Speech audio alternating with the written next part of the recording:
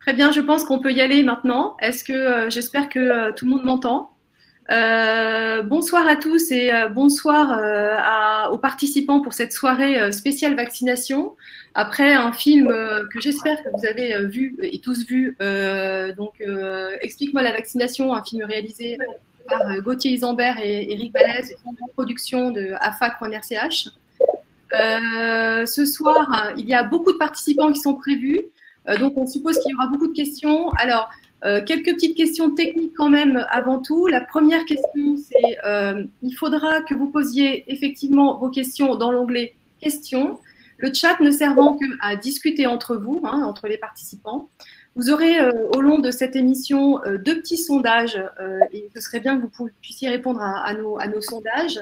Et puis, bien entendu, on essaiera de répondre le plus aux questions, à vos questions posées. On suppose qu'elles sont très très nombreuses, mais on sait que, bien entendu, certaines questions ne seront peut-être pas toutes répondues. On essaiera de répondre au maximum à vos questions.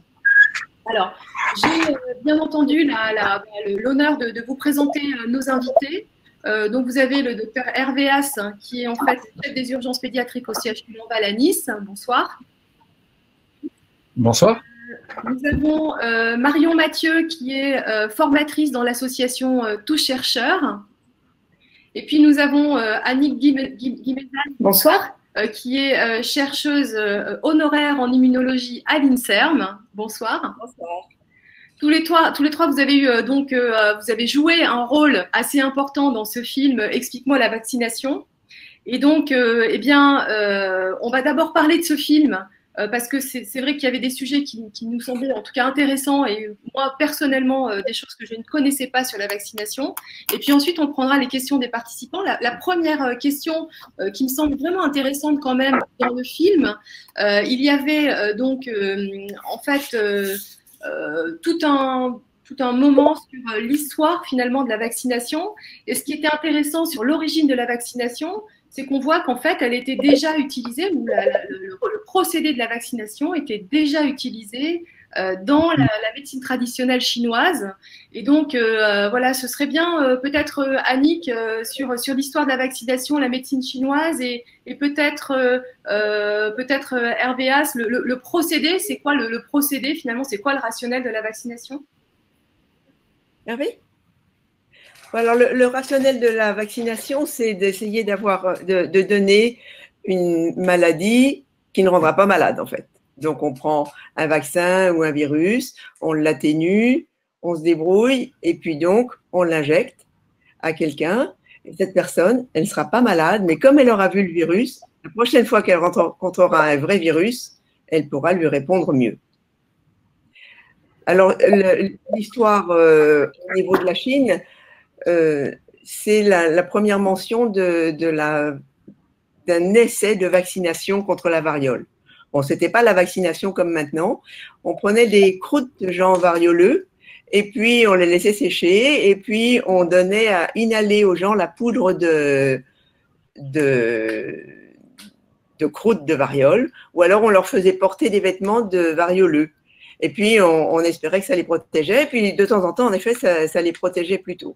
Et puis, il y a eu aussi la méthode des Turcs, qui était celle qu'on a un peu connue ici, c'est-à-dire, elle est arrivée en Europe par la femme de l'ambassadeur, et ça consistait à faire des scarifications et à mettre dans ces scarifications du pus de gens varioleux. Alors là aussi, c'était un peu risqué, mais ça avait quand même un risque moins important que celui de la variole.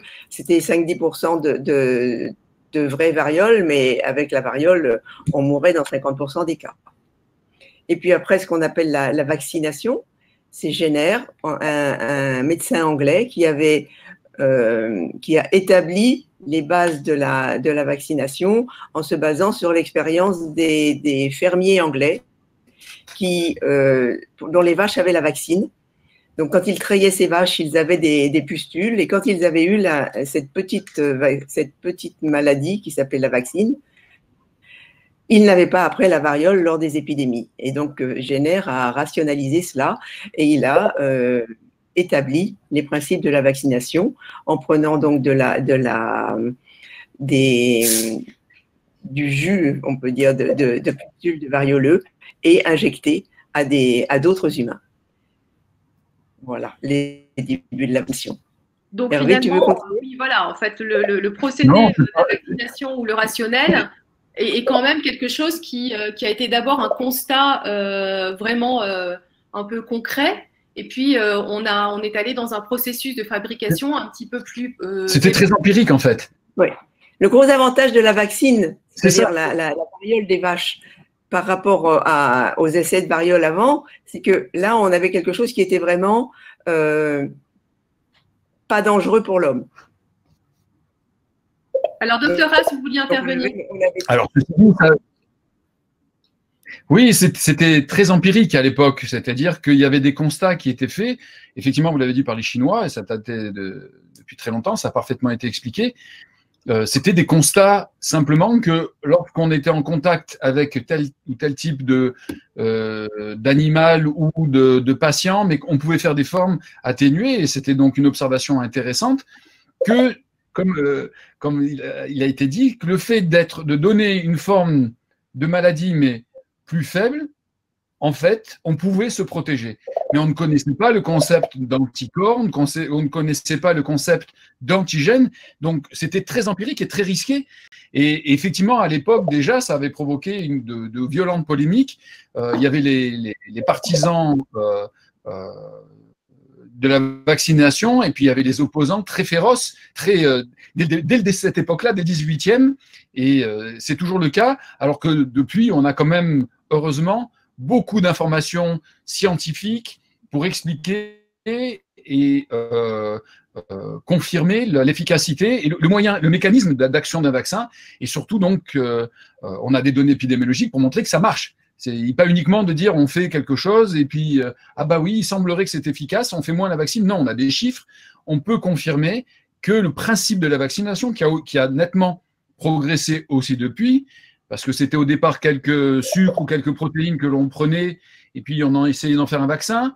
Ça, c'est la technique moderne, mais au tout début, c'était des broyats de bactéries, des broyats de virus qu'on essayait de passer par différentes étapes pour les rendre plus faibles. Et donc, c'était très, très aléatoire. Maintenant, heureusement, c'est beaucoup mieux maîtrisé, mais c'est grâce à ces gens-là qu'aujourd'hui, on en est là.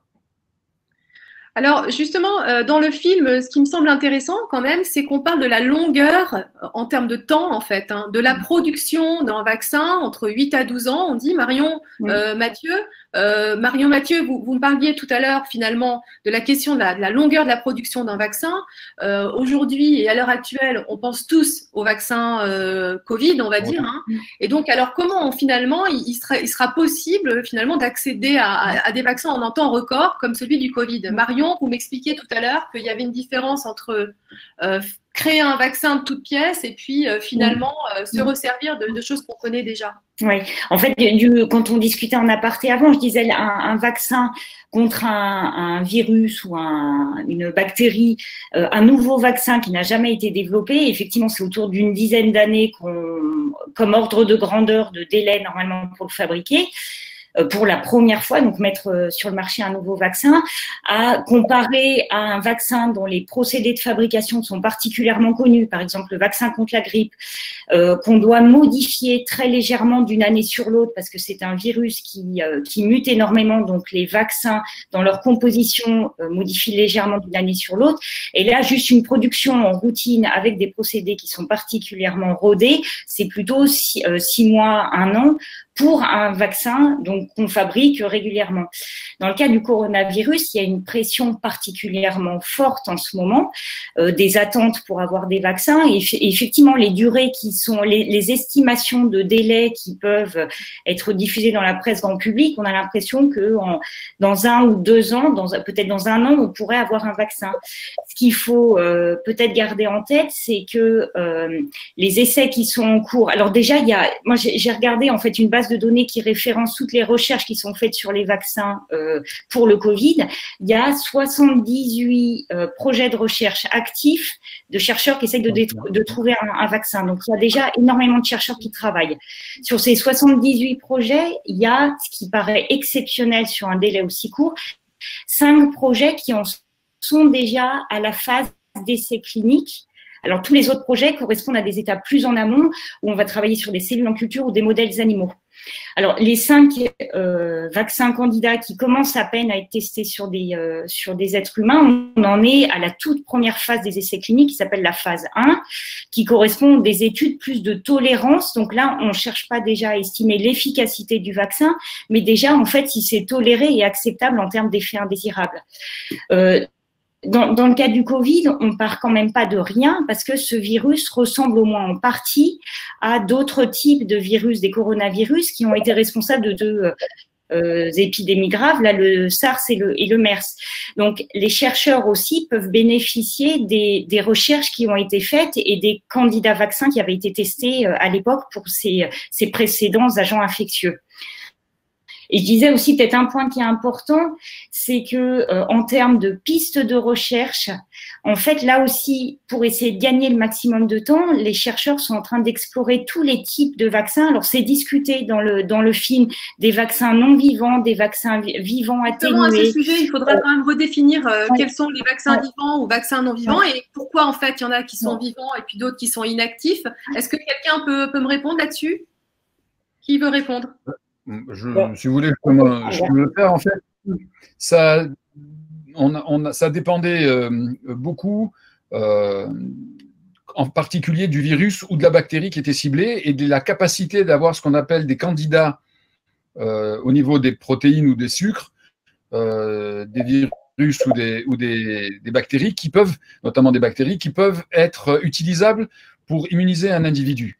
Et puis parfois, on n'en trouvait pas, il a fallu en chercher de manière différente, notamment sur le plan de la génétique. Je prends l'exemple du méningocoque. Et c'est avec l'expérience qu'on s'est rendu compte que, par exemple, les vaccins vivants, en fait, ils se rapprochent plus de la maladie que les vaccins avec des virus qui seraient complètement tués ou on n'aurait que des fragments. Donc, on se rend compte que, par exemple, pour une maladie comme la rougeole, qui est une maladie hautement contagieuse, on a intérêt à avoir une protection qui soit la plus efficace. Et donc, pour être le plus efficace, il faut se rapprocher le plus possible de la maladie sans en avoir les inconvénients. Et la solution qui a été trouvée, c'est d'utiliser un vaccin avec un virus qui reste vivant, qui va vous provoquer une petite rougeole, un minima, une rougeolette, comme on dit. Donc, il arrive parfois que les personnes qui ont été vaccinées fassent une petite éruption cutanée, comme la rougeole, mais c'est très léger, on peut avoir de la fièvre, mais la différence énorme avec la maladie, c'est que la fièvre, vous allez la faire pendant 24 heures, que l'éruption va disparaître immédiatement, et que surtout, vous n'allez pas faire les complications, notamment neurologiques, respiratoires, d'infections ORL, et donc tout le panel de complications que peut provoquer la maladie, eh ben, le virus ne le provoque pas, et va vous provoquer par contre une immunité de grande qualité, proche de la maladie, et donc presque pour toute la vie. Et pour les virus, c'est assez facile, entre guillemets, à faire. Ça allait beaucoup plus pour les bactéries ou contre les bactéries. Et en fait, on a un seul vaccin vivant actuel que tout le monde connaît contre une bactérie, c'est le vaccin BCG. Mais c'est un des plus vieux vaccins, et c'est très difficile, la preuve de faire un vaccin, c'est que les laboratoires travaillent pour essayer de faire un vaccin contre la tuberculose, et que pour l'instant, trouver un vaccin mieux toléré et plus efficace, eh ben, on n'arrive pas à le faire. Alors que le BCG a plus de 100 ans, eh ben, on n'arrive toujours pas à faire mieux que lui, et donc ça reste encore notre étalon. Et ça, c'est un vaccin vivant. Tous les autres vaccins, à connaissance, ce sont des vaccins contre des virus qui sont vivants. Vous avez rougeole, oreillon, rubéole, varicelle. Vous avez aussi le vaccin contre le rotavirus. Et puis la fièvre jaune pour les voyageurs. Alors, il y avait aussi le polio oral qui était utilisé auparavant, qui l'est beaucoup moins maintenant, qu'on mettait sur un sucre, mais aujourd'hui, on a plutôt un vaccin par voie injectable qui est inactivé. Alors, on parlera justement, en fait, finalement, de la compatibilité entre, quelqu'un qui prendrait des biothérapies ou des immunosuppresseurs et les vaccins vivants. On en parle dans 5 minutes. Il y a 2 choses d'abord que j'aimerais vous dire. La première, c'est que on aimerait bien sonder nos participants et faire d'ores et déjà un premier sondage Et le sondage, c'est est-ce que vous savez si vous êtes à jour de vos vaccins? Et en fait, on soumet, on soumet à votre vote cette question, est-ce que vous savez si vous êtes à jour de vos vaccins? Oui, non. Et puis, d'ores et déjà, j'ai une question qui me semble quand même un petit peu intéressante justement sur la question de l'efficacité des vaccins. Il y a quelqu'un qui me dit, ben voilà, moi j'ai une rectocolite hémorragique, donc je n'ai pas eu la grippe depuis 15 ans environ. Et l'hiver 2018, je me suis vaccinée contre la grippe et je suis tombée malade de la grippe. Dois-je insister avec le vaccin contre la grippe? Est-ce que quelqu'un peut répondre là-dessus? Il faut être sûr que c'était la grippe déjà. C'est une possibilité parce que des grippes, enfin des syndromes grippaux, il y en a tous les ans et puis on n'est pas très sûr que ce soit la bonne grippe ou pas vraiment la grippe. Ça, c'est un point. Mais il y a aussi le fait qu'en 2018, le vaccin n'était pas très bon. Donc, il y a aussi la possibilité qu'il y ait eu une vraie grippe avec un vaccin, parce qu'en fait, on a dit tout à l'heure que le vaccin de la grippe changeait tous les ans, enfin le virus de la grippe changeait tous les ans, et donc tous les ans, pendant tout l'été ici, c'est-à-dire l'hiver austral, l'OMS surveille les virus circulants. Il y a pour ça des laboratoires qui envoient les virus qui sont en train de donner la grippe aux gens de l'hémisphère sud. Et c'est avec la connaissance de ces virus qu'on fabrique le virus pour l'hiver suivant en Europe. Et donc, pendant les préconisations de l'OMS sont données en février pour avoir un vaccin prêt en septembre-octobre. Et il se trouve que, justement, entre février et octobre, le virus a beaucoup muté. Donc, une partie du vaccin n'était pas très bonne pour la grippe de 2018. Mais il faut quand même toujours faire attention à cette idée d'avoir la grippe bien qu'être vacciné. Il y a une expérience qui a été faite à Lyon avec des soignants pour les inciter à se vacciner.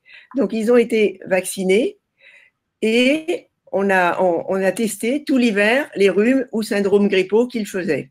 Et en fait, il y a eu des pseudo-grippes, mais aucune n'était lié avec les vaccins, au virus qui était présent dans le vaccin. Donc, il faut faire attention. Mais je pense qu'avec une rectocolite et peut-être un traitement immunosuppresseur, il est quand même plus prudent de se faire vacciner. Oui, c'est ce que j'allais dire. Ça fait partie quand même clairement des vaccins qui sont recommandés chez ces personnes-là, le vaccin contre la grippe. Donc, le message, ça serait plutôt de continuer à se vacciner. Hervé, je ne sais pas si vous voulez confirmer. Ah ben justement, moi, j'ai quand même une question parce qu'il y a évidemment énormément de questions là-dessus. Hein, vous pensez bien, on a des malades de Crohn et de rectocolite hémorragique qui sont la plupart du temps sous immunosuppresseurs ou sous biothérapie. Donc, quels vaccins sont contre-indiqués pour les personnes qui sont sous immunosuppresseurs? Et puis, moi, alors, quelles sont les recommandations aussi pour ces personnes? Et puis, la dernière question qui me paraît vraiment essentielle, c'est combien de temps il faut arrêter son traitement immunosuppresseur ou biothérapie pour pouvoir se faire vacciner sans danger, je dirais. Alors, je peux commencer et Hervé, vous approfondirez peut-être. En règle générale, chez les personnes qui sont sous immunosuppresseurs, c'est les vaccins qui sont déconseillés. En fait, sont les vaccins vivants atténués parce que le microbe est encore justement vivant. Moins virulent mais vivant, et chez des personnes qui ont un système immunitaire qui a été atténué, il y a toujours un risque en fait que le virus soit suffisamment actif chez ces personnes-là. J'ai vu que dans la liste des questions, il y avait une question sur la fièvre jaune pour une personne qui part à l'étranger. C'était une question qui nous avait déjà été soulevée. Fièvre jaune, c'est un vivant atténué, donc forcément, normalement, c'est un vaccin qui est déconseillé. Et s'il y a vraiment des obligations, il faut absolument partir dans ces pays-là, c'est vraiment une discussion à avoir avec votre spécialiste qui vous suit, et quitte à arrêter le traitement avant, en acceptant de prendre le risque du coup d'avoir une réaction plus forte à ce moment-là. Donc les vivants atténués qui sont déconseillés chez des personnes sous immunosuppresseurs. Après, Hervé, vous pouvez peut-être approfondir. Les recommandations sur les vaccins de la grippe pour les malades de Mickey, par exemple? En fait, là, ce qui vient d'être dit, c'est tout à fait juste. C'est-à-dire que, en fait, ce sont des recommandations de prudence. Très honnêtement, a priori, dans les données de la littérature, il n'a pas été constaté d'accident. Il n'a pas été constaté d'accident chez des gens qui ont, chez des gens qui avaient. chez des gens qui avaient été, je suis désolé, chez des gens qui avaient été accidentellement vaccinés par un vaccin vivant. Mais la théorie veut qu'effectivement, on n'expose pas quelqu'un qui a une immunité un petit peu moins pertinente à un virus qui est vivant. Ça ne veut pas dire que si on l'a fait accidentellement ou par erreur, il va y avoir des complications. On n'en a pas eu. Et donc, ce que je crois, c'est que dans certaines circonstances, par exemple, si on est dans un contexte d'épidémie intense, rougeole par exemple, il faudra discuter effectivement avec le médecin en charge de votre cas pour savoir si vous pouvez le faire. Est-ce qu'on peut suspendre le traitement immunosuppresseur pendant un temps? Et on y reviendra. Normalement, il faut plusieurs mois, je crois que c'est 6 mois, avant de dire on peut faire un vaccin vivant. Mais si vous avez autour de vous énormément de cas de rougeole, le risque d'attraper la rougeole étant supérieur au risque du vaccin, il peut, sans que ce soit une erreur médicale, être proposé de vacciner. Donc il y a la théorie et ensuite il faut s'adapter à chaque situation. En ce qui concerne la grippe, ça n'est pas par contre une contre-indication du tout. La grippe, au contraire, vous pouvez le faire, tous les vaccins non vivants sont totalement recommandés chez les personnes qui ont un traitement immunosuppresseur ou immunomodulateur. Il faut vous protéger parce que justement, vous avez une réponse immunitaire qui sera en théorie de moins bonne qualité dans certaines circonstances. Est-ce que quelqu'un peut me dire d'ores et déjà, je ne sais pas, Marion, Annick, puisqu'on a quand même des questions là-dessus, si le vaccin contre le Covid sera vivant ou sera inactivé? Je viens de répondre justement à une des personnes en direct. Alors, je lui viens de lui répondre que pour l'instant, on ne peut vraiment pas le dire. Il y a des chercheurs qui testent cette piste-là, mais il y a à la fois des non-vivants qui sont testés, il y a des vaccins qui correspondent seulement à des protéines, donc quelque chose qui est à la surface du virus et qui permet au virus de s'accrocher aux cellules, notamment cellules de la voie respiratoire, et de rentrer à l'intérieur. Et il y a même des autres stratégies qui sont des stratégies beaucoup plus innovantes, en fait, de vaccins à base non pas de protéines ou de virus ou de morceaux de virus, mais d'ADN ou d'ARN, donc le génome, le patrimoine génétique en partie du virus. Donc, c'est une des pistes parmi tant d'autres et actuellement, on ne peut pas dire du tout laquelle va aboutir. D'accord. Alors, ils ont notamment avec le cœur de vaccin rougeole, justement. Oui, justement. C'est important, ça aide aussi à faire un vaccin plus vite, d'avoir déjà un porteur dont on connaît les préconisations et puis qu'on sait qu'il n'est pas spécialement dangereux, quoi. D'accord. Alors, en parlant justement des bénéfices et des risques, je voudrais vous poser une question, mais d'ores et déjà, et juste avant, je voudrais quand même vous donner les résultats du sondage. Si vous étiez à jour de vos vaccins, vous êtes 73% à être à jour de vos vaccins et 27% à ne pas être à jour. Donc, c'est déjà une grande majorité de personnes. C'est bien que vous le sachiez. C'est très bien de savoir si vous êtes à jour ou pas. Hein. Oui. Alors, sur les bénéfices et les risques, parce que ça me paraît vraiment important, dans le film Explique-moi la vaccination, il y a un chapitre quand même qui me semble essentiel, c'est celui sur le rôle des adjuvants pour tous les vaccins. Alors d'abord, est-ce qu'il y a des adjuvants pour tous les vaccins? Et alors quel est le rôle de ces adjuvants? Et est-ce qu'il y a une innocuité ou pas? Est-ce que quelqu'un veut répondre en fait sur cette question? Oui, je peux le faire. L'intérêt de l'adjuvant, alors est-ce qu'il y en a dans tous les vaccins? Non. Et, par exemple, on a parlé du vaccin grippe, il n'y en a pas. Il n'y a pas d'adjuvant dans le vaccin grippe. Les vaccins vivants n'ont pas d'adjuvant. Parce que justement, on met une quantité d'antigènes plus élevée, ce qui provoque effectivement une réaction plus importante. Et donc, on n'a pas besoin d'adjuvant. Alors, à quoi sert l'adjuvant? L'adjuvant, c'est un élément fondamental dans la protection. Si vous voulez mettre moins d'antigènes, donc moins de sources correspondant au virus ou à la bactérie contre lesquelles vous voulez être protégé, si vous en mettez très peu, vous aurez très peu de réactions, vous n'aurez pas quelque chose qui se rapproche de la maladie, mais la conséquence, c'est que vous aurez une immunité qui sera de moins bonne qualité. Et surtout, qui ne va pas forcément mettre en jeu toutes les cellules de votre immunité, et en particulier les cellules de l'immunité innée, de la mémoire immunitaire. En fait, le principe, quand je prends un peu cet exemple, si vous prenez un antigène vaccinal et que vous collez quelque chose qui s'appelle un adjuvant, lorsque vous allez l'injecter dans le muscle, les cellules de la défense immunitaire qui vont se promener par là, elles vont d'abord repérer l'adjuvant. en disant là, il y a quelque chose d'anormal. C'est pas de l'organisme, je vais aller voir ce que c'est. Et en arrivant sur place, donc toutes les cellules, ce qu'on appelle les macrophages, les monocytes, les cellules dendritiques, vont être activées. Et quand elles vont arriver sur place, bien sûr qu'elles vont reconnaître l'adjuvant, elles vont s'apercevoir que ce n'est pas ça le problème, mais elles vont voir tous les antigènes qui sont à côté de l'adjuvant et elles vont commencer à fabriquer des anticorps contre ces antigènes-là. Si il n'y avait pas eu l'adjuvant, peut-être que les cellules de l'immunité innée, qui ne sont pas des cellules d'une finesse de détection extraordinaire, elles ne se seraient peut-être pas déplacées sur le site. Et pour qu'elles puissent être activées, il aurait fallu une quantité d'antigènes beaucoup plus importante et donc avec un risque de provoquer beaucoup plus de réactions aux patients qu'on aurait vaccinés. Et puis aussi, il y a quelque chose qui n'est pas négligeable, un coût du vaccin qui aurait été bien plus élevé. Parce que mettre plus d'antigènes, c'est aussi beaucoup plus coûteux. Donc, l'idée, c'est de faire des économies aussi sur les vaccins. Pour la même somme d'argent, fabriquer beaucoup plus de vaccins, donc protéger plus de monde. Et donc, les adjuvants, on les connaît depuis très longtemps. On a beaucoup parlé de l'aluminium à tort. On a accusé l'aluminium de tous les maux. Et c'est terriblement dramatique parce qu'on oublie complètement qu'en fait, les vaccins à base d'aluminium, ils sont utilisés depuis plus de 90 ans. Depuis plus de 90 ans, on a des vaccins à base d'aluminium. Donc, l'expérience avec un adjuvant, il n'y a pas un adjuvant au monde qu'on connaisse mieux que l'aluminium. Et donc, en termes d'efficacité, mais en termes de tolérance, et dans le monde entier. Après, il y a peut-être des choses que vous voulez rajouter. Alors, il y a beaucoup d'autres adjuvants différents, de l'huile dans l'eau, enfin bref. Il y en a plein de différents pour essayer d'être le plus efficace possible en termes de protection et donc de stimulation de l'immunité pour fabriquer des anticorps, d'une part, mais aussi toutes les cellules qui vont permettre à l'organisme, lors d'un futur contact avec l'antigène, de refabriquer des anticorps et protéger l'individu. Et du coup, moi, okay. peut-être… Alors, attends, Annick, d'abord, peut-être voudrais rajouter quelque chose sur les adjuvants.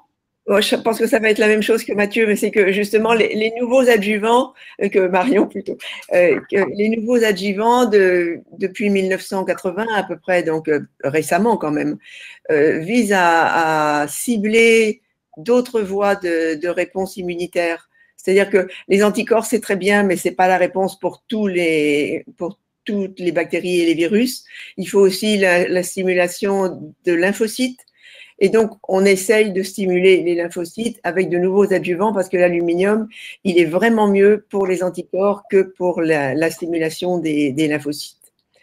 Donc ça, c'est une voie actuelle. Et puis surtout, stimuler, comme la population vieillit, stimuler de meilleure façon les gens qui sont vieillissants, donc avec une immunité moins bonne, et puis par la même occasion, les gens qui sont immunodéprimés pour d'autres raisons. Ok, c'est ce que vous vouliez dire, Marion ? Oui, je voulais dire à la fois des adjuvants qui vont être adaptés ou pas à tel ou tel type de microbe, et puis après qui sont plus spécifiques de telle ou telle population qui répond moins bien au vaccin. Donc ça, c'est des pistes de recherche qu'il y a actuellement, qui explorent les chercheurs. Ok, alors avant de répondre à une nouvelle question, j'ai un nouveau sondage pour nos participants. Est-ce que vous seriez d'accord pour vous faire vacciner contre le Covid-19 dès que le vaccin sera prêt ? Est-ce que vous seriez d'accord de vous faire vacciner contre le Covid-19 dès que le vaccin sera prêt? Oui, non, à vos votes. Alors, j'ai une question, moi, qui me semble quand même intéressante parce que c'est une question qu'on retrouve beaucoup chez les patients. C'est une vaccination qui finalement déclenche une réaction immunitaire excessive. Pourrait-elle déclencher une poussée de la maladie rectocolite hémorragique ou maladie de Crohn? Alors, du coup, je peux commencer et à voir si Annick… En fait, toutes les maladies auto-immunes inflammatoires sont des maladies qu'on appelle multifactorielles, en fait, où il n'y a pas une cause unique qui va faire, en fait, que vous êtes malade, mais c'est plutôt des dérèglements, en fait, à bas bruit qui se produisent. Et c'est une accumulation, en fait, de plusieurs événements qui vont faire que, on a la première poussée et qui va conduire au diagnostic de la maladie et qu'il y a aussi des poussées. Et du coup, toute stimulation du système immunitaire, ça peut être une des causes un des facteurs qui va intervenir dans le déclenchement de la maladie. Après, il faut toujours garder en tête que une stimulation du système immunitaire par la vaccination, c'est quand même toujours beaucoup moins fort qu'une stimulation par la maladie elle-même. en termes d'agression que subit le système immunitaire. Donc, c'est toujours en fait des notions de balance, en fait, balance bénéfice-risque, voir les risques que j'ai de déclarer la maladie infectieuse contre laquelle je souhaite me protéger avec le vaccin. Donc, déjà, connaître les effets indésirables de la maladie. Et puis après, le risque que j'ai de déclencher la maladie, ce qui pourrait contribuer à l'apparition de la poussée, versus en fait le léger sur-risque que je peux avoir en me vaccinant parce que je stimule mon système immunitaire. Donc ça, c'est une première vague de réponse. Je ne sais pas si vous voulez rajouter en plus. Non, c'est pour dire par exemple qu'il y a quelque chose qui a été l'objet d'une polémique très importante avec la sclérose en plaques. Et est-ce que la vaccination, et notamment l'hépatite B, pouvait provoquer la sclérose en plaques? Maintenant, on a largement assez d'informations pour s'apercevoir que dans le cadre, par exemple, de la sclérose en plaques, que les stimulations vaccinales ne provoquaient pas de nouvelles poussées. Il y a assez de données maintenant pour confirmer que la stimulation immunologique ou immunitaire liée à la vaccination est en fait, par rapport à ce que vous rencontrez dans l'environnement au quotidien, et notamment lorsqu'on attrape une maladie, et une petite goutte d'eau dans un océan. Donc, effectivement, de ce côté-là, on a une forme de réassurance. On reste prudent, comme on l'a dit, avec les vaccins vivants, pour les mêmes raisons. Mais franchement, aujourd'hui, en l'état, de se dire parce que vous allez vous faire vacciner contre le tétanos ou contre la grippe, vous allez avoir une poussée de la maladie, je pense que le risque, il est, je ne peux pas le chiffrer comme ça, mais très nettement inférieur s'il en existe un, par rapport au risque lorsque vous le ferez la maladie. Je pense que lorsque vous ferez une grippe, vous avez vraiment un risque de pousser de la maladie. C'est beaucoup plus fort. Et justement, alors est-ce qu'on a, alors moi c'est intéressant parce que dans le cas de bénéfice-risque, là quand vous parlez, Dr Haas, c'est parce que on a du recul déjà sur les. Est-ce que par exemple, il y a une question que je trouve intéressante dans la forme question de nos participants, c'est finalement quel est le recul? Est-ce qu'on a des reculs par exemple sur le vaccin anti-HPV? Chez une jeune fille, sur des données de réduction des cancers, par exemple, du col, ou des données de réduction de certaines maladies, enfin certains cancers. Est-ce que dans les bénéfices-risques, on a aussi des données effectivement de disparition de la maladie, etc., etc. C'est important en fait de visualiser en fait le recul qu'on a et le bénéfice lié à la vaccination. Alors, du coup, j'attaque et Annick, tu continues. Alors déjà, en termes de sécurité du vaccin, justement, suite aux controverses, aux polémiques qu'il y avait eu avec le vaccin contre l'hépatite B et la sclérose en plaques, quand il y a eu la mise sur le marché des vaccins contre les papillomavirus Gardasil, il y a eu ce qu'on appelle un plan de gestion de risque qui a été mis en place, et c'est pratiquement 2 millions de filles, moitié vaccinées, moitié non vaccinées, qui ont été suivies pendant 1 année et demie ou 2 ans pour voir en fait si on retrouvait plus de cas de maladies auto-immunes. Il y a une dizaine de maladies auto-immunes. Je pourrais éventuellement envoyer le lien après et que ça vous soit diffusé, mais une dizaine de maladies auto-immunes qui ont été suivies parce que la question c'était est-ce que se vacciner contre avec le vaccin contre les papillomavirus, est-ce que ça augmente le risque de maladie auto-immune? Donc là, une étude très rigoureuse qui a été montée et qui a montré qu'il n'y avait pas de sur-risque en se vaccinant. Le seul très léger sur-risque, la seule maladie auto-immune qui a été sortie, en fait, montrée de ces études, c'est le syndrome de Guillain-Barré, mais sont en fait avec des symptômes en fait qui ont été réversibles. Donc là, les données en termes de sécurité, elles sont particulièrement rassurantes. Après, pour voir l'effet en fait du vaccin, il faut des données plus sur le long cours parce que ce qu'on regarde, c'est déjà l'apparition de lésions précancéreuses qui éventuellement après peuvent aboutir à un cancer. Donc il faut du recul sur un plus grand nombre d'années. Et là, il y a des données qui sont issues notamment d'Australie, qui est un pays en fait où il y a eu un très fort taux de couverture vaccinale. Et avec des données là aussi qui sont très nettement en faveur en fait bénéfice de ce vaccin là, parce qu'initialement on peut se demander est-ce que la couverture en fait l'immunité va durer pendant un moment ou pas, et du coup va permettre de diminuer la quantité de lésions cancéreuses et de cancers. Et donc là on commence à avoir un recul quasi de pratiquement de 10 ans maintenant hein, sur ce type de vaccin. Je ne sais pas si Annick ou Hervé vous voulez Oui, Annick. C'est la même chose et c'est vraiment. Ils ont vacciné depuis 2007, donc maintenant on a 13 ans de recul. Et ils ont vraiment de très, très bons résultats sur l'état sanitaire de leurs jeunes vaccinés. Et ils ont fait surtout quelque chose de très bien, c'est qu'ils ont vacciné filles et garçons. Parce qu'en fait, avant de vacciner contre le cancer de l'utérus, on vaccine contre un virus.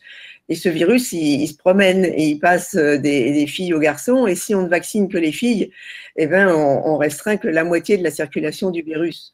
Donc, il faut absolument vacciner filles et garçons. Et les anglo-saxons qui le font ont vraiment eu de très, très bons résultats. Les statistiques actuelles des verrues génitales et autres sont très, très bons. Et je pense qu'Hervé va ajouter un mot pour ça. Parce que... Ce qui est intéressant, non, c'est pour rebondir là-dessus. C'est effectivement, en termes de tolérance, il y a la France, les données françaises qui étaient connues, qui n'ont pas empêché quand même un certain nombre de gens d'essayer de provoquer des polémiques, mais qui ont été confirmées, que ce soit aux États-Unis, vous l'avez dit en Australie, au Danemark, je crois que c'est la dernière étude qui confirme qu'il y a une excellente tolérance, et puis l'efficacité, effectivement, en Australie, mais de partout, à partir du moment où on a un taux de couverture qui est suffisant. Et ce qui est très intéressant dans le fait de vacciner filles et garçons, c'est que pour éliminer maintenant peut-être quelque chose que vous avez entendu avec le coronavirus de manière importante, pour réduire ce qu'on appelle le taux de reproduction, c'est-à-dire le niveau épidémique potentiel du virus, il n'est pas nécessaire de vacciner tout à 80% ou 85% ou 90% des filles pour réduire les cancers chez les filles. Il suffirait de vacciner 50% des filles et 50% des garçons et on aurait la même efficacité. Et là, on aurait la parité, si vous voyez ce que je veux dire, par rapport à la maladie. Sachant qu'en termes de parité, effectivement, l'objectif, c'était de protéger les filles contre le cancer du col utérin. C'est quand même entre 3 000 et 4 000 morts rien qu'en France. Mais c'est aussi des cancers de la vulve, des cancers de l'anus, des cancers de la gorge et des cancers du pénis chez le garçon. Donc, c'est important de savoir que ça n'est pas... C'est important le cancer du col, mais il y en a d'autres de pathologies. Et donc, c'est un potentiel de personnes protégées qui est très élevé. Et on a les moyens aujourd'hui d'être, en utilisant un produit efficace et bien toléré, essentiellement le Gardasil 9 en ce qui nous concerne pour le moment, et probablement même qu'avec 2 injections, on pourrait être efficace. On est efficace contre pratiquement des cancers très, très invasifs de la fille et du garçon. Ok, c'est très clair. Alors, je voudrais quand même vous donner les résultats de notre sondage sur voilà, si les participants, nos participants seraient d'accord pour se faire vacciner contre le Covid-19 dès que le vaccin serait prêt. Eh bien, il y a 71% des personnes qui seraient d'accord versus 29%. Donc, on voit quand même que malgré tout, c'est pas non plus une écrasante majorité, même si 70% c'est déjà important. Vous avez un petit commentaire, docteur Haas? Oui, je pense que c'est... si moi, par exemple, vous m'aviez posé la question, je vous aurais dit, je vais voir ce que c'est. Je suis un fervent défenseur du principe de la vaccination, de la vaccinologie, mais je ne suis pas un amoureux transi, c'est-à-dire que je veux comprendre comment ça fonctionne, quel est le taux d'efficacité et surtout quelle est la tolérance, comme n'importe qui. Je ne me ferai pas vacciner si le risque de faire la maladie est 10 fois plus important avec le vaccin qu'avec la maladie. Mais par exemple, je sais que j'arrive dans une catégorie d'âge où il va falloir que je fasse attention. Si le risque du coronavirus pour moi de faire une forme grave de la maladie est 100 fois supérieur au risque d'avoir une complication, même modérée, du vaccin, je me ferai vacciner. Même si on va me dire, par exemple, vous aurez peut-être 24 ou 48 heures de fièvre, vous allez être vraiment fatigué, je me ferai vacciner. Mais d'abord, je voudrais avoir des informations. Et on les donnera, et on aura les informations, et quand on expliquera aux gens pourquoi on pense qu'il est utile pour eux, comme pour la population, de se faire vacciner, c'est qu'on aura étudié partout quelle est la balance bénéfice-risque en étudiant l'efficacité clinique et en étudiant la tolérance. Donc, on ne balancera pas un produit comme ça sans savoir à quoi on a affaire. Parce qu'on aura un vaccin, c'est ça que je veux dire. Et à l'époque, ça a été intéressant parce qu'il y a plus de 10 ans, on a eu la pandémie grippale. Avant qu'on se fasse vacciner, on nous a donné des résultats d'efficacité, de tolérance. Et c'était un vaccin qui était parfois adjuvanté, parfois non adjuvanté. Et on l'a fait. Et on n'a pas eu le regret, on a très bien toléré. Ok. Alors de toute façon, Voilà. en fait, les vaccins contre le Covid ou d'autres, de toute façon, font normalement ont des essais cliniques, donc on est censé prouver la tolérance et l'efficacité de ces vaccins. Ouais. Moi, je voudrais quand même qu'on parle de quelque chose d'un peu spécifique dans le cadre du Covid, puisqu'il y a aujourd'hui des expériences en fait de plasma de patients qui sont atteints de Covid ou qui ont été atteints, qu'on inocule à des gens qui sont négatifs. Bon, ça, c'est une forme de vaccin. Alors, attends, du coup, c'est pas normalement, hein, c'est obligatoirement, un vaccin ne peut pas être autorisé s'il n'y a pas eu des études, des essais cliniques. Donc ça, c'est obligatoirement. Après, ces études, en fait, dans le cadre d'essais cliniques, c'est sur un nombre limité de personnes qui est de plus en plus grand parce qu'on demande de plus en plus de données. Mais après, quand on fait une vaccination massive sur plusieurs millions de personnes, il peut y avoir des effets indésirables extrêmement rares, en fait, qu'on n'a pas pu mettre en évidence dans le cadre des essais cliniques et dont on peut se rendre compte en fait dans la vraie vie. C'est pour ça que la surveillance de tous les médicaments et des vaccins notamment existe encore une fois qu'il y a eu l'autorisation de mise sur le marché. C'est ce qu'on appelle la phase 4 des essais. Et du coup, utiliser en fait le sérum des patients, c'est ce qui se fait par exemple pour le tétanos. En fait, une personne qui n'a pas été vaccinée contre le tétanos, dont on suspecte en fait qu'elle a jardiné ou autre chose et qu'elle a contracté le tétanos, en urgence, en fait, ce qu'on fait, c'est qu'on peut lui injecter du sérum antitétanique, donc qui contient des anticorps qui permettent de venir neutraliser. Alors, dans le cas du tétanos, c'est une toxine qui est produite par la bactérie.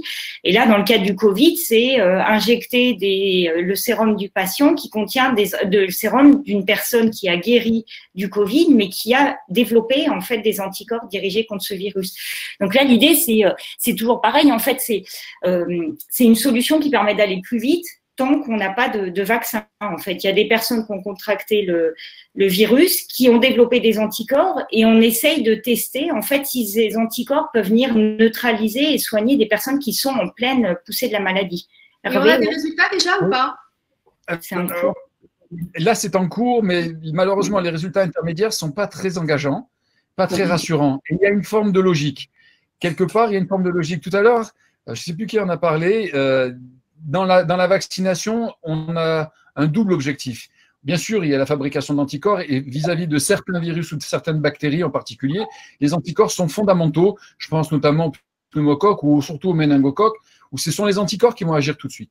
Mais souvent, dans les infections virales, c'est plutôt l'immunité cellulaire et la mémoire de cette immunité-là, cellulaire, qui va protéger. Je pense par exemple à l'hépatite B.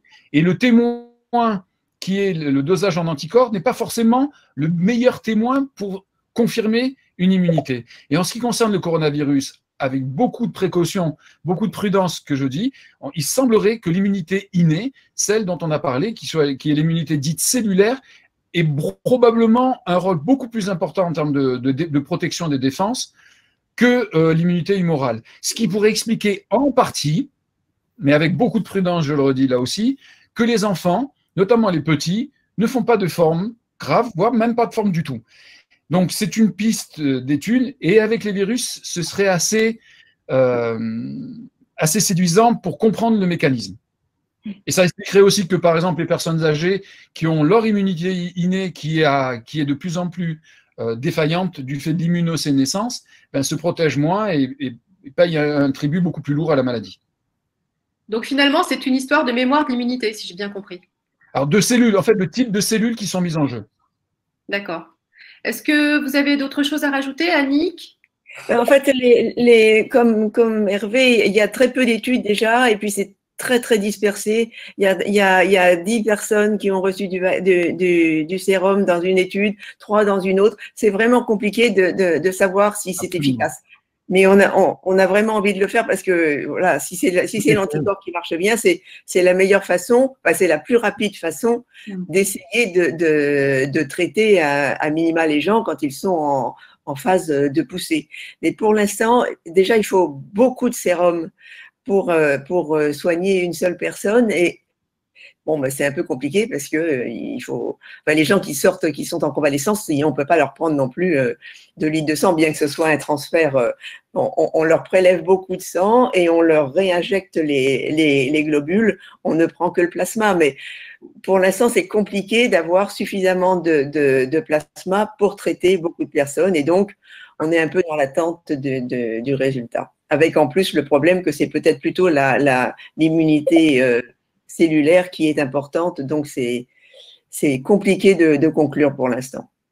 Alors, merci beaucoup. En fait, je sais qu'on a 2 petites minutes. En fait, il est déjà 18h45, donc ça va être un petit peu compliqué de pouvoir répondre à toutes les questions, mais il y a quelque chose qui me tient quand même un petit peu à cœur parce que dans ce film, en dernier lieu, il y a un chapitre sur les fake news et sur finalement toutes les rumeurs qu'on entend au sujet de la vaccination. Et tout de suite, là, Annick, vous disiez, il y a 3 personnes qui sont testées, 10 autres personnes qui sont testées. Alors, Marion Mathieu, bon, vous avez fait ce petit chapitre sur les fake news. En fait, en quelques mots, Marion, est-ce que vous pourriez nous dire comment finalement on peut s'y retrouver en termes de pertinence de l'information au sujet de la vaccination? Alors, c'est effectivement problématique et même problématique aussi en ce moment. Il faut déjà essayer de voir d'où viennent la source. Alors après, il y a la problématique des experts qui peut être mise un peu à mal en ce moment, mais il y a quand même une liste de sources fiables qu'on citait en fait à la fin du film et qui donne des données qui ont été validées scientifiquement et sur lesquelles vous pouvez vous appuyer, ça clairement. Donc essentiellement les sources qui sont utilisées et vérifiées, il y a une liste de sources fiables et vérifier d'où viennent l'information et qui est-ce qui la donne. Donc ça, c'est important parce que même quand on a des publications scientifiques, mais sur 3 ou 10 patients, voilà. Ça reste quand même… Alors après, en termes de publications, mais là, ça devient quand même plus compliqué. Il y a effectivement sur le nombre de personnes, parce qu'on peut très bien rapporter un cas particulier qui a un intérêt d'être rapporté dans la communauté scientifique, mais il faut voir si c'est vraiment une exception qui a un intérêt ou si c'est quelque chose, un cas plus général. Et après, il y a des niveaux aussi de validité des journaux, mais… Comme on a une information qui passe dans Voici, Paris Match, Gala ou Le Monde, en fait, n'a pas le même niveau de fiabilité. Il y a exactement la même graduation dans les journaux scientifiques avec des degrés d'exigence qui sont plus ou moins élevés. Mais là, ça justifie d'être au moins un tout petit peu sensibilisé au milieu de la recherche, peut-être pour pouvoir estimer en fait ces degrés de fiabilité des études. Ok, je vois que le docteur As voulait rajouter quelque chose. C'est d'abord pour confirmer exactement les mêmes propos. D'abord, la science ne peut pas se baser sur l'émotion. L'émotionnel, c'est la pire des choses. C'est-à-dire que quand on prend des décisions, quand on affirme des choses avec une charge émotionnelle, ça veut dire qu'on n'a pas essayé de prendre du recul et nécessairement, on va finir par dire des bêtises. Et donc, quand on utilise un péremptoire pour affirmer dans un sens comme dans l'autre quelque chose, par principe, méfiez-vous. Et même si c'est un grand scientifique, a priori avec une grande réputation, qui affirme des choses, je pense que dans l'expérience du coronavirus nous montre qu'il faut être d'une grande humilité. Donc, ça veut dire que quand on a des informations que l'on met sur un site ou autre, ça veut dire qu'on a énormément de sources concordantes. C'est une véritable enquête policière à chaque fois.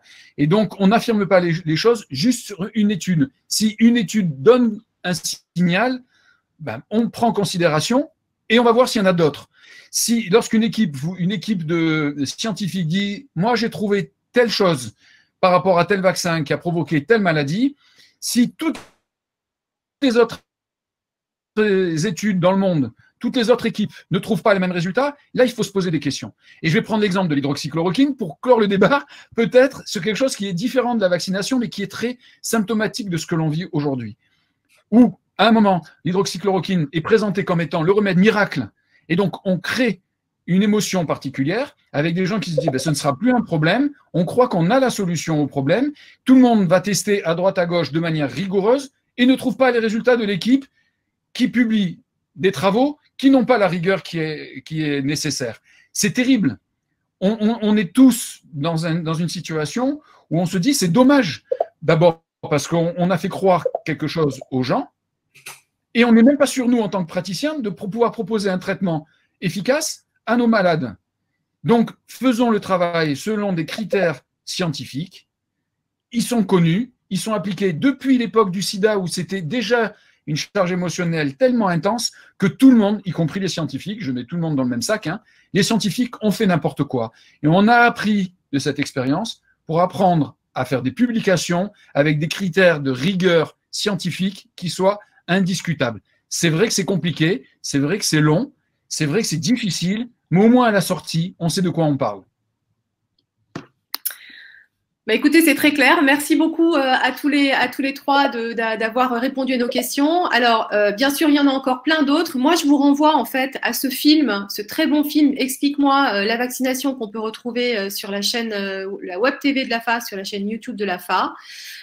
Vous aurez également en fait un replay en fait de cette session où on pourra calmement, tranquillement réécouter tout ce que vous avez dit. Et puis je vous remercie vraiment beaucoup tous les trois de vous être prêtés au jeu de la visioconférence. C'est pas toujours facile. Le prochain normalement, alors peut-être que le prochain direct de l'AFA sera consacré. Il y en aura plusieurs. Probablement au déconfinement, un autre sûrement aussi sur l'activité physique. Donc, vous serez bien sûr tenus au courant.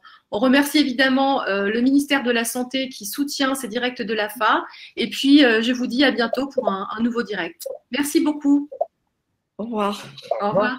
Au revoir. Au revoir.